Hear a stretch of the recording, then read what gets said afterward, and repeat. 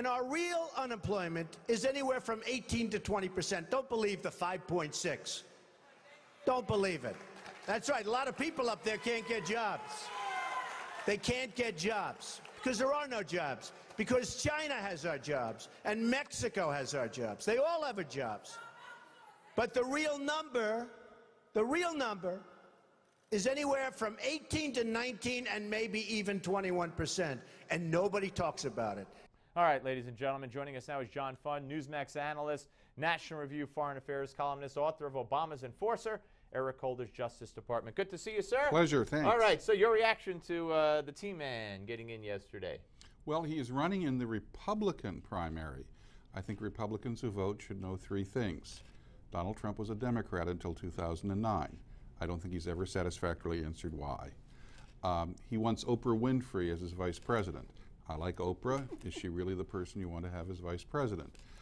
And he is the biggest supporter of anyone in corporate America of eminent domain laws to seize private property for public benefit, including the parking lots for his casinos in Atlantic City, which went bankrupt. What if he runs? What if he loses the nomination, runs as a third-party candidate? Could he make a difference? I still actually believe that Donald Trump isn't going to go the distance on this race. Okay. I think that his calculation will be, how much can I get out of the publicity stunt before I actually have to campaign? Yeah, all right, interesting. So I remain yet to be convinced. Okay, fair enough. You wrote a couple of great pieces. I want to talk about, you talk about two significant anniversaries in your piece, the Moynihan report, still right, still mostly ignored.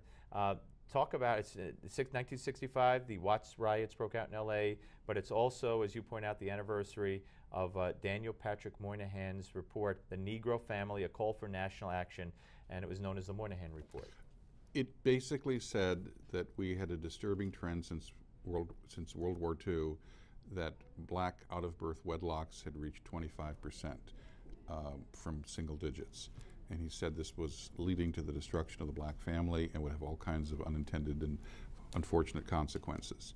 Well, it's been 50 years. The black out-of-wedlock birth rate is now 72%. For Hispanics, it's 53%. For whites, as Charles Murray has demonstrated, it's 29%. The family is under assault. Of course, single parents can do heroic things to raise children, and they deserve our support. But even President Obama has said, I wish I had a father figure to give authority to me. And if you don't have a father figure in many of these communities and many of these families, it leads to disruption, it leads to crime, it leads to unfortunate results.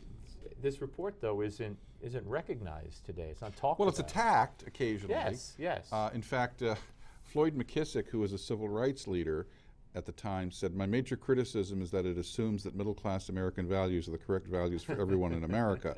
Moynihan thinks that everyone should have a family structure like his own.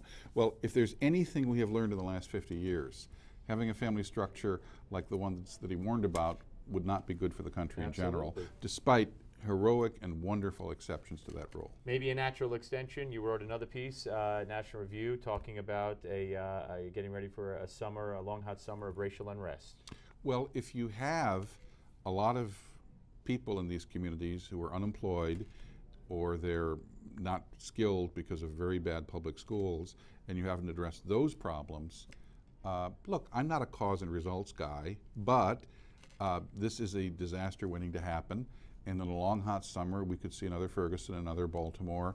All it takes is one touch point to set things off. Yeah, and this climate with the media, ready to jump on it. Do you think the media overreacts? CNN's ratings are in the tank since the end of the riots in Baltimore and the whole thing. So how long could they go on this white woman says she's black story? I mean, they'll look. I'm not saying they're looking for it, but if there is another possibility of an incident, they'll be there. The definition of a non-serious country is one that gives Rachel Dolezal a reality show. A reality show. We can't wait to see the sex tape, though. I'm only kidding. I will not view it. John Fund, always great to see you, sir. The one and only John Fund, ladies and gentlemen. Read him everywhere. Thank you very much, John. Always good to see you. Folks, as you know, the Republican presidential race for 2016 is heating up, and more contenders are throwing their hat into the ring. Who are they? Where do they stand on the key issues? And who has what it takes to be America's next commander-in-chief? Newsmax answers with Decision 2016, the GOP race for the White House. This voter's guide is this year's must-read for every conservative, and it's 100% free. Nothing to buy, no credit card required.